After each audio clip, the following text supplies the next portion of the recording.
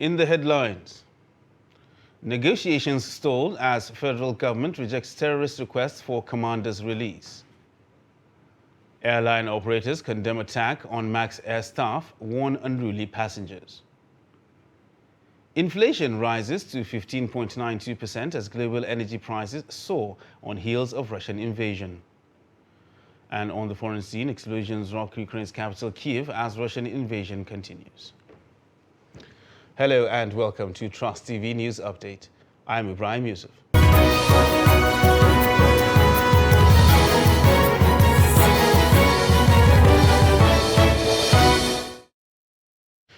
Now the news in detail. Relatives of abductees of the Kaduna-Abuja train attack say the federal government has entered into dialogue with the terrorists to secure the release of the victims. The relatives of the victims said this at a press briefing in Kaduna. The report. It is over 2 weeks since terrorists bombed the Abuja-Kaduna rail line, killing 8 people and abducting scores. This left family members of the kidnapped passengers devastated, as no word came from the government concerning their abducted relatives. After a series of protests at different locations with no concurrent response from the appropriate quarters, they issued a 72-hour ultimatum to the federal government on Monday to ensure the release of their loved ones. In the early hours of Friday, relief came the way of the relatives of the victims after they told the media that the federal government has entered into dialogue with the terrorists to secure the release of their loved ones. We are grateful to God that before the expiration of the 72 hours, we heard from the federal government after the Federal Executive Council meeting on Wednesday through the Minister of Information that the government is already in dialogue. They are already on top of the situation with what has happened, that the government is already discussing with the abductors of our relatives. So we are happy about that. We have noted it, we acknowledge it, and we appreciate their effort in this regard. What we want to add is that the government should speed up this process of discussion with them so that they can come out, released very soon. On the likely resumption of the train service by the Nigerian Railway Corporation, Dr. Jimoh wants the NRC to halt the decision until the victims are released. We believe the priority now should be how to get the people in captivity released. That should be the first and most important priority now, and this is what they should work on. The NRC should not be talking about reopening their services now when our people are still in captivity. Because what is the assurance that if they start services now, that people that will board the trains are safe? What measures have they put in place to guarantee the security of people that will patronize their services? It has been very difficult for us. Difficult for us, difficult for our wives, difficult for our, those that are, the husbands are in captivity, the wives have not been themselves, the children, the relatives, everybody has not been, nobody has been at ease. It's a national thing. The whole country is in pain. The relatives of the victims want government to put measures in place to avoid a recurrence of the ugly incident. Meanwhile, there are indications that negotiations between the federal government and terrorists who attacked the Kaduna-Abuja train on March 28th have stalled following the refusal of the federal government to accede to their demands. The terrorists are keeping about 100 passengers who were abducted from the train which derailed at Kateri, Kaduna after it was bombed. It was gathered that the demand by the attackers for the release of 16 of their commanders and sponsors in custody in exchange for the abducted victims was not acceptable to the government. Security sources said the authorities were still negotiating with the terrorists while exploring other options to rescue the abductees, who were seen in a viral video sitting under a tree at an unknown location believed to be the bandits' camp. And still on security issues, the Nigeria Security and Civil Defense Corps, NSCDC, has reaffirmed its commitment to ridding River State of illegal oil bunkering and ensure the safety of critical national assets from economic saboteurs. This followed the arrest of 8 suspected oil thieves, along with 8 trucks used in carrying out illegal activities in the state. The report. In a chat with newsmen, Commandant of the Nigerian Security and Civil Defense Corps in Rivers State, Abu Tambuwal, said the command has taken delivery of a gunboat donated by the state government to help boost operations against illegal oil bunkering. Tambuwal, who gave details of some achievements of the NSCDC within the week, said the command intercepted and impounded 8 trucks conveying suspected illegally refined diesel along Mbayama, the border town between Bayelsa and Delta State. The trucks were intercepted while the 8 suspects were making their way out of Rivers State. We are here at this very exhibit yard to launch the gunboat donated by the state government in its struggle to boost their operations on the waterways. I wish to call on all officers and men that these gunboats are delivered to make judicious use of the gunboats and also to uphold the gunboats to be an added value to their operations. Tambuwal also hinted that the NSCDC Commandant General Ahmed Abubakar Audi allotted a new ambulance to the command, which will be positioned at the Port Harcourt International Airport for use during emergencies. These ambulances will add more value to our efforts to curtail the problems and other emergencies that might emanate from various angles in the state. However, this one, with particular reference to strategic states and also strategic international airports we have in the country, were deployed. And this one, River State opportune to get one for deployment to International Airport Port Harcourt. The commandant reiterated commitment of NSCDC in the fight against oil theft, oil bunkering, and other illegal dealings in petroleum products in the state. He said with a new sheriff in town, it will no longer be business as usual, as the eye of the command is across the 23 local government areas of the state to check criminal activities. Airline Operators in Nigeria has condemned the recent attacks on staff of Max Air at the Nnamdi Azikiwe International Airport, Abuja.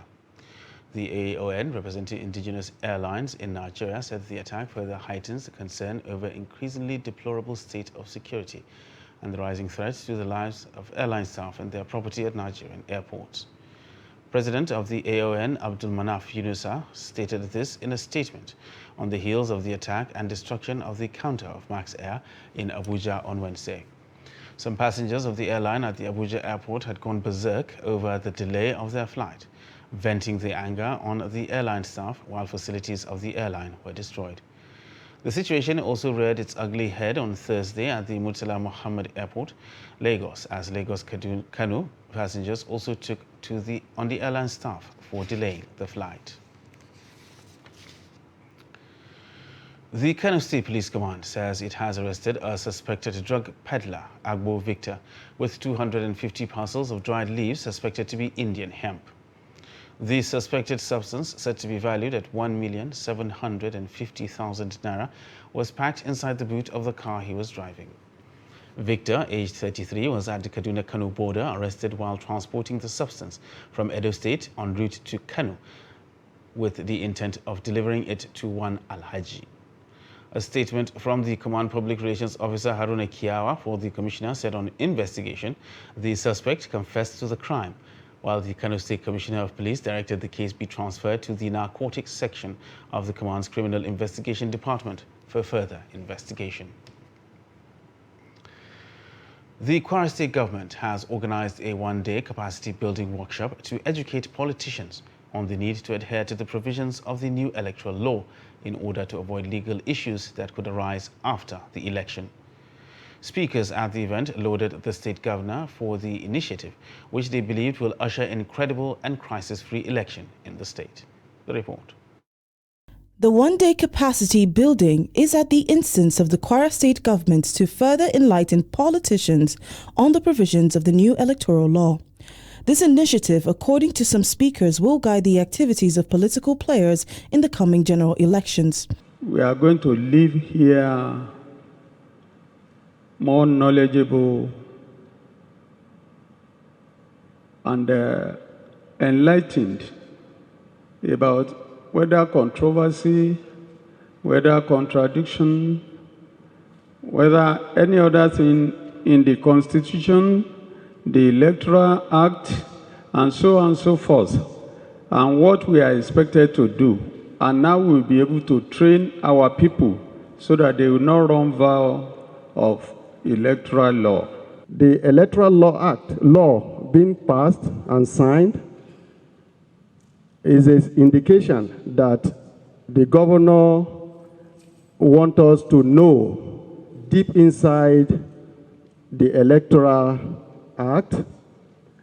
The governor wants every political office holder, every critical stakeholders in the state to know inside of what is really happening. The guest speaker, who is a constitutional lawyer, called for strict adherence to the electoral law to enable them avoid litigation before, during, and after the election. If we are able to obey the rules and regulations related to the conduct of elections in our country, we shall always reap the reward for having done something well.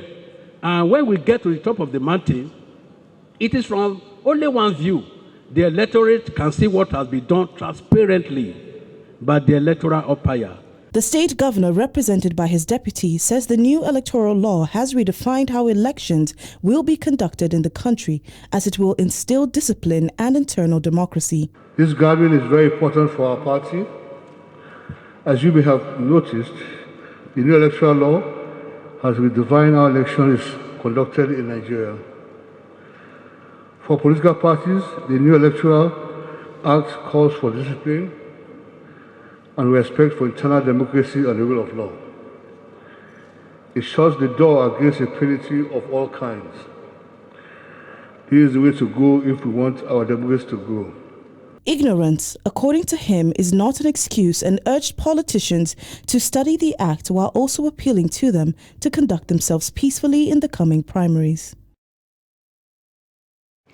You're watching Trust TV News Update. Still to come after the break. How 22-year-old traditional barber makes a living. This and more after the break. Do stay with us. To every politician, as the campaigns gain momentum and passions begin to rise, remember, the errors of your opponents do not make you a success. Do not run down your opponent and inflame passions to violence between and among your supporters.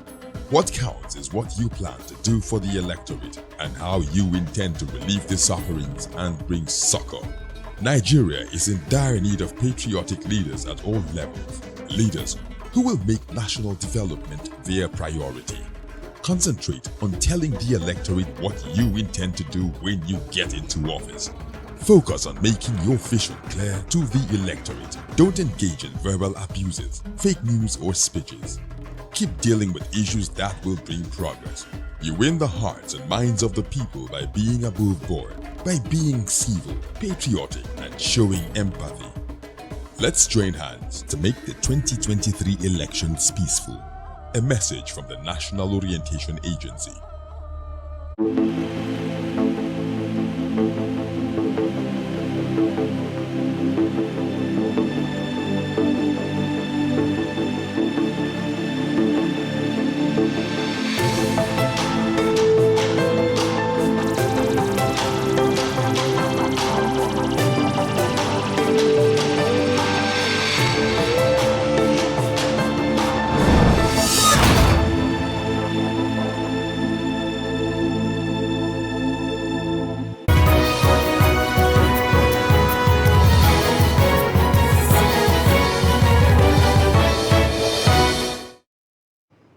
Welcome back, and thanks for staying with us on Trust TV News Update. Now look at our top stories. There are indications that negotiations between the federal government and terrorists who attacked the Kaduna-Abuja train on March 28th have stalled following the refusal of the government to accede to their demands.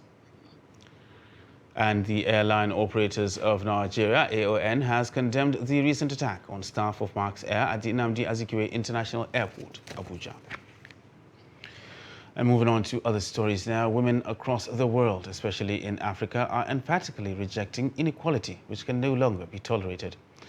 This is the view of that most Nigerians Trust Fund, in collaboration with civil organizations, called for litigation for 35% affirmative action inclusion of women in elective positions in the country. Mardia Umar reports that women across the country feel the action upheld by the court on 6th April 2022 is worth celebrating. The report. The press conference brings to the world the significance of the effort that has been made by Nigerian women through the legacy judgment of 35% affirmative action for women in Nigeria from the Federal High Court in Abuja, with Falana and Falana chambers providing probing support for litigation. The event was attended by the Minister of Women Affairs, representatives of the different civil society organizations, and other dignitaries. If there are three takeaways from this decision, is the fact that the court has affirmed the legality of affirmative action in Nigeria and has basically said that the right to equality is entrenched in the Constitution and must be respected. So moving forward, I'm also happy to hear the minister commit and mention that the president is also with Nigerian women in upholding and implementing this decision. We have some appointments coming, and I think it's important we begin to play by the rules as the court has decided. Very soon there will be appointments of resident electoral commissioners before the next elections, because we have some states, over 20 states, there will be appointment of new resident electoral commissioners. It's important that we see the president work tough and stand by this decision by ensuring 35% affirmative actions in the appointment as we work to ensure the full composition of INEC. The struggle in the National Assembly is not yet over. We are still pushing, and I'm confident that we will get there. The last struggle before the call of the occupying us, when they got in, they gave them 7 working days, and it has lapsed. We are hoping after this holiday, when they meet, we believe that some of the bills will pass through. We are also intensifying our advocacy, and it will not go in vain. The women say they will not rest on their oars as the judgment bets the need to intensify advocacy for inclusiveness in all levels of government, especially as the 2023 general election approaches. Equality, development, and peace. Mardia Umar, Trust TV News, Abuja. A 22-year-old man, Ahmed Yahya, who is a local barber in Firo community in Kajua local government area, is calling for youths in the area to venture into entrepreneurship instead of relying on politicians for formal jobs. The call, he says, became imperative as formal or white-collar jobs continue to become difficult to secure for the common man in the country. Trust TV's Adam Imam looks at how Ahmed has transformed while in the business. The report. Ahmed Yahya inherited the local way of barbing from his father, and he is proud of it. Yahya, who is a secondary school leaver, says he developed his skills from barbing by joining his father after closing from school to learn the art of the trade using traditional tools. With this business, I used to get at least 1,500, and this is enough for me to take all my responsibilities. So I'm calling for the youth to stop following politicians.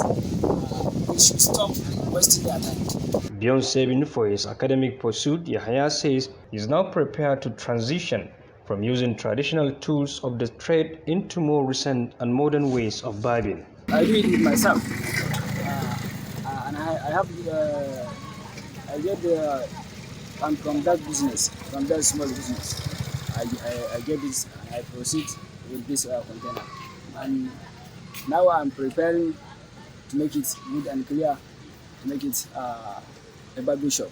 Two of Yahya customers, Malam Bako and Adamu Maywalda, says they enjoy and still prefer the traditional barbing salon and its tools as against what is obtainable today. We enjoy this local barbing because it removes all the dirty in our heads. So also they usually wash the head thoroughly with local chemicals, no rashes. That is why we prefer this to that of modern ways of using clippers nowadays.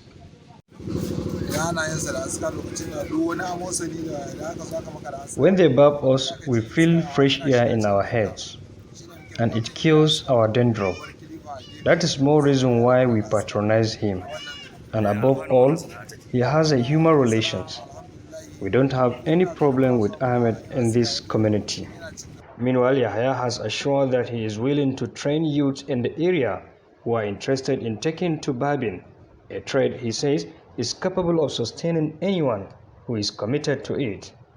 From Firoganjua, Bauchi State, Adam Imam, Trust TV News. And students under the aegis of the National Association of University Students, Ocean Campus Monitoring Committee, have urged the federal government and striking lecturers to return to the negotiation table and resolve the ongoing crisis. In a press statement released by the association on Friday and made available to newsmen, the student body bemoaned the continued closure of schools following the strike action embarked upon by the Academic Staff Union of Universities.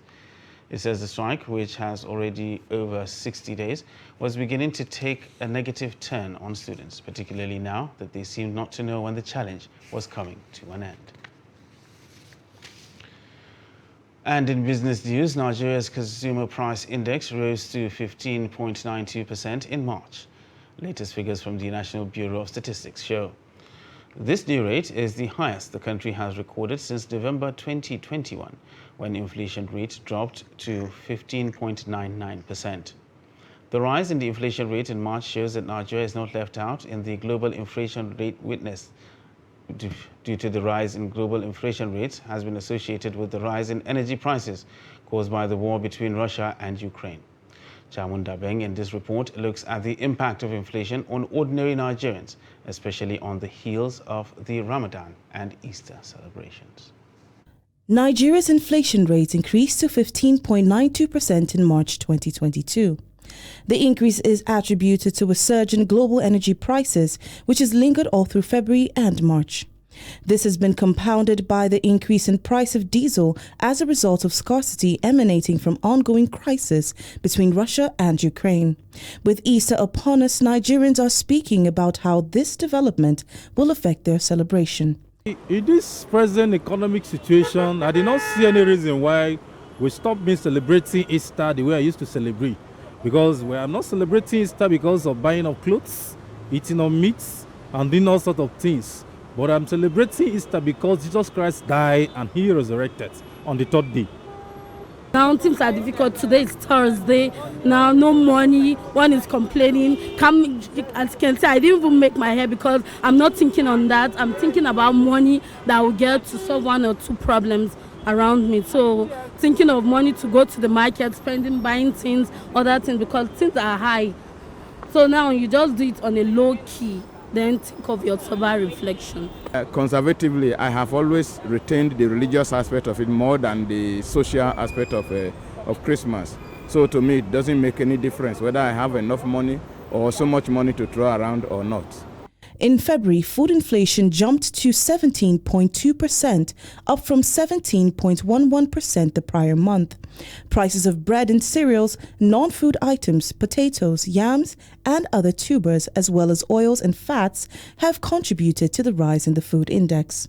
Chamun Dabeng, Trust TV News, Abuja. Now a look at the foreign scene, where fresh explosions on Saturday hit Ukraine's capital Kyiv and the western city of Lviv, according to Ukrainian officials.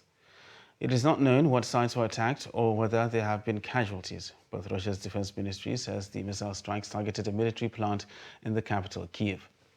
Meanwhile, Ukraine's President Volodymyr Zelensky says 2,500 to 3,000 Ukrainian soldiers have been killed in the war so far, and as many as 10,000 have been injured. The UN says 4,633 civilian casualties have now been officially recorded in Ukraine since the start of the war, but added that the number is likely to be far higher. And at least 167 people died in landslides and floods after tropical storm Meji devastated the Philippines last Sunday. Further 110 people are missing and 1.9 million have been adversely affected, the National Disaster Agency says. Villages around Bai city in the central Layet province were badly hit with hillslide avalanches and overflowing rivers.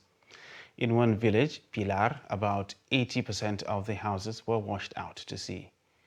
The agency also reported deaths in the southern Davao region, Mindanao, and the central Negros Orientals province.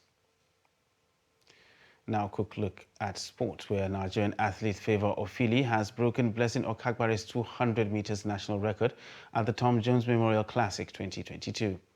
Okagbare previously held the national record since 2018 with a time of 22.04 seconds.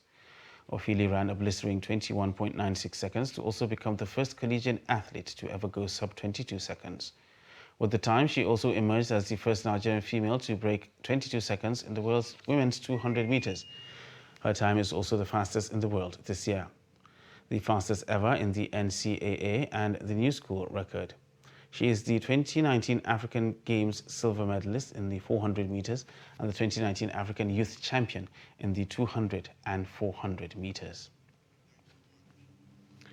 And that wraps up Trust TV News Update for this hour. Don't forget, you can subscribe and follow us across all our social media platforms. I am Ibrahim Yusuf. Thanks for watching.